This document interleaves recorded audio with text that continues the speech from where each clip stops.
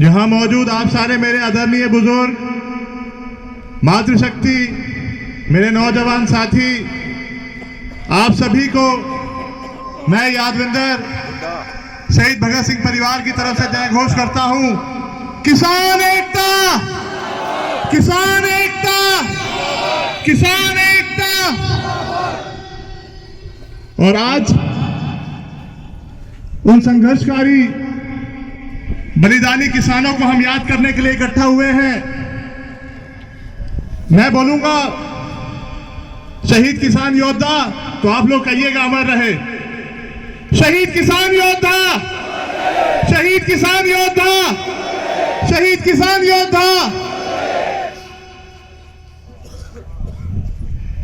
यहां मौजूद सारी आदरणीय खाप पंचायत की सरदारी, आप सभी का ये हौसला, ये जज्बा, जो ये संघर्ष चल रहा है, मैं तो ये कहना चाहूंगा ये सिर्फ किसानी को बचाने के लिए नहीं है, क्योंकि हमारे हिंदुस्तान में दो तरह का हिंदुस्तान है। एक तो इंडिया जो साहूकारों का, फैक्ट्री मालिकों का है, और एक भारत है जो किसानों का, जहां पे बताया जाता है 70% हमारी देश की आबादी रहती है। तो ये बात भारत को बचाने की लड़ाई है, भारत को जीतने की लड़ाई है, और भारत को बचाए रखने के लिए, हमारे गांवों को बचाने के लिए, और 70% जो हमारे देश की आबादी है उसको बचाए रखने के लिए संघर्ष किया जा रहा है। आज से तकरीबन 113 साल पहले एक साम्राज्य कहा करता था, हमारे राज्य में सूरज नहीं डूबता। उन्होंने भी इस तरह का एक प्रयास किया था किसानों से धरती लेने का, किसानों के ऊपर ऐसा कर, ऐसा लगान लगा दिया था। आप मेरे सर पे ये पगड़ी देख रहे हैं, यह हमारे सब बुजुर्गों ने पगड़ी बांधी हुई है। और हिंदुस्तान की हम किसी भी परंपरा या समाज से आते हैं, पगड़ी को अपना ताज समझते हैं। पर अंग्रेजों ने ऐसा लगान लगा दिया था कि किसान उस वक्त मजबूर हो गया था इस ताज को उनके पैरों तले रौंदे जाते हुए देखने के लिए। किसानों को कह दिया गया था कि वो कोई पेड़ नहीं काट सकता अपने खेतों के अंदर, और यहां तक ये भी कह दिया था, ऐसा कानून बना दिया था कि किसी किसान का अगर बड़ा बेटा मर जाता है या उसकी मृत्यु हो जाती है तो अंग्रेजी हुकूमत उसकी जमीन को अधिग्रहण कर लेगी, वो आगे अपने परिवार वालों को नहीं दे सकता। उस वक्त एक व्यक्ति उठा था, उसने संघर्ष किया था, सरदार अजीत सिंह, भगत सिंह जी के चाचा जी, मेरे परदादा। उन्होंने एक नारा दिया था, पगड़ी संभाल जट्टा, पगड़ी संभाल, तेरा लुट गया माल, खड़ा हो जो अपने ताज को संभाल। मैं कहता हूं ऐसा आंदोलन खड़ा हुआ खासतौर की उत्तर भारत में, जो साम्राज्य कहता था हमारे राज्य में सूरज नहीं डूबता।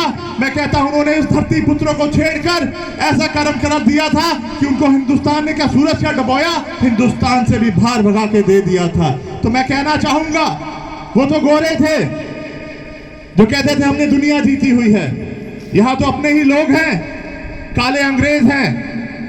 तकरीबन एक बार फिर अंग्रेजी हुकूमत ने जो कानून लाए थे, जो किसानों के खिलाफ थे, मजदूरों के खिलाफ थे, तब एक किसान का बेटा 1929 को, जैसा भी मेरे साथी ने रागनी में कहा था, दिल्ली चल के आया था, बैरी हुकूमत के कानों को जगाने आया था, अपनी आवाज पहुंचाने। मैं कहूंगा उस वक्त तो एक भगत सिंह आया था, और आज तो इतने सारे हजारों लाखों भगत सिंह यहाँ दिल्ली की सरहद पे खड़े हैं इस बैरी हुकूमत को जगाने के लिए। तो मैं कहता हूं क्यों नहीं, ये कानून वापस होके रहेगा और हम लोग अपनी जमीनें लेके रहेंगे, जिसके हक के लिए हम लोग लड़ रहे हैं। मैं यही कहना चाहूंगा, शहीद आजम भगत सिंह जी का मैं कोई अकेला वारिस नहीं हूं, आप सब भी उनके वारिस हैं, आप सब भी उनके वंशज हैं, और आप लोग जो सच्चे वारिस और सच्चे वंशज बनकर अपनी धरती को बचाने के लिए, मैं कहूंगा, और साथ के साथ हिंदुस्तान को बचाने के लिए इकट्ठा हुए हैं। कुछ लोग स्कूलों के अंदर इतिहास पढ़ते हैं और कुछ हमें इतिहास पढ़ाते हैं अध्यापक के रूप में, पर मैं कहूंगा ये आंदोलन, ये संघर्ष आने वाली पीढ़ियों को इतिहास बना के देगा आप लोगों के रूप में, और आने वाली पीढ़ियां आपको और हमको पढ़ेंगी और ये भी कहा करेगी कि जब वो संघर्ष हो रहा था क्योंकि एक सवाल हमसे ना पूछा जाए आने वाली पीढ़ी के द्वारा कि जब हमारी जमीनों को हथियाने की बात हो रही थी, ऐसे घिनौने कानून बनाए जा रहे थे, कि तब आप लोग कहां थे। पर मैं कहूंगा हमारे बुजुर्गों ने कमान संभाली है, और युवाओं से भी कहना चाहूंगा, कहते हैं ना, वो कौम ही क्या जो गुलामी की जंजीरें ना तोड़ सके, वो कौम ही क्या जो गुलामी की जंजीरें ना तोड़ सके, और वो जवानी ही क्या जो दी हुई दुश्मन की चुनौती ना मोड़ सके। इस चुनौती को स्वीकार करना है नौजवानों ने, और आप बुजुर्गों ने हमें एक रास्ता दिखाना है।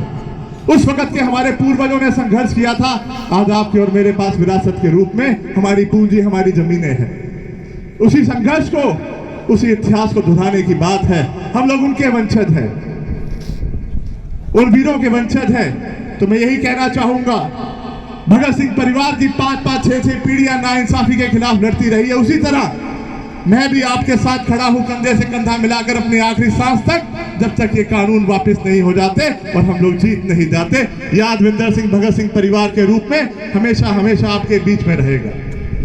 इसी संघर्ष को मैं माओं को भी धन्यवाद करना चाहूंगा। आप सब में मुझे पंजाब माता दिखाई दे रही है, यानी भगत सिंह जी की माता जी विद्यावती दिखाई दे रही है। आप लोगों का आशीर्वाद बहुत जरूरी है, आप लोगों का त्याग बहुत बड़ा है।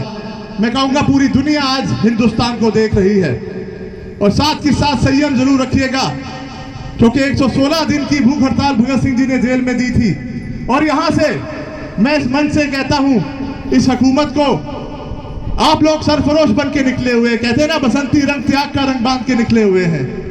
सरफरोशी की तमन्ना अब हमारे दिल में है, सरफरोशी की तमन्ना अब हमारे दिल में है, देखना है जोर कितना बाजुए कातिल में है। बाजुए कातिल का जोर देखना है दिल्ली का। और साथ के साथ मैं बहुत बहुत अपने आप को सौभाग्यशाली मान रहा हूं कि मुझे यहां बादली में भी आने का मौका मिला। क्रांतिकारियों की धरती है ये, हमेशा यहां से संघर्ष किया गया है नाइंसाफी के खिलाफ लड़ने का। तैमूर लंग जो कहा करता था कि मैं दुनिया जीतता हूं, दुनिया को नहीं हरा सकता, मुझे कोई नहीं हरा सकता, इसी धरती के एक वीर गुलिया जी ने, हर वीर गुलिया जी ने उसको भला मारा, यानी दिखा दिया कि हम लोग झुकने वाले नहीं हैं। हमें सर कटाना मंजूर है पर झुकना मंजूर नहीं है। उनका आशीर्वाद प्राप्त करने के उनकी वीर भूमि से मौका मिला। आप लोगों ने मुझे यहां माने का भी मौका दिया, उसका भी धन्यवाद करता हूं। एक बात जरूर कहूंगा, अगर इस धर्म युद्ध की लड़ाई में, अगर आज इस धर्म युद्ध की लड़ाई में रथ पे सवार होकर पंजाब अर्जुन के रूप में निकला है, महाभारत का युद्ध हुआ था, धर्म युद्ध हुआ था। मैं यहां हरियाणा में ही रहता हूं, मैं यहां की खाप जागृति को बहुत अच्छे से जानता हूं। अन्याय के खिलाफ हरियाणा की खापों ने हमेशा संघर्ष किया है और न्याय की बात करी है। उसको जानते हुए, उस जागृति को समझते हुए, उसको महसूस करते हुए मैं यही कहना चाहूंगा, अगर महाभारत के युद्ध में अर्जुन था और अगर वो अर्जुन पंजाब बन के निकला है, मैं आपके यहां से जागृति को देख के कहता हूं कि हरियाणा श्री कृष्ण बन के उस रथ का सारथी है और विजय तक पहुंचा के रहेगा और हमारे देश के किसानों को इंसाफ दिलाकर रहेगा। जिंदाबाद, जिंदाबाद। और मैं आपको बहुत बहुत शुक्रिया करता हूं, आपने मुझे मौका दिया, हर समय आपके साथ रहूंगा। किसान एकता जिंदाबाद, जिंदाबाद। बहुत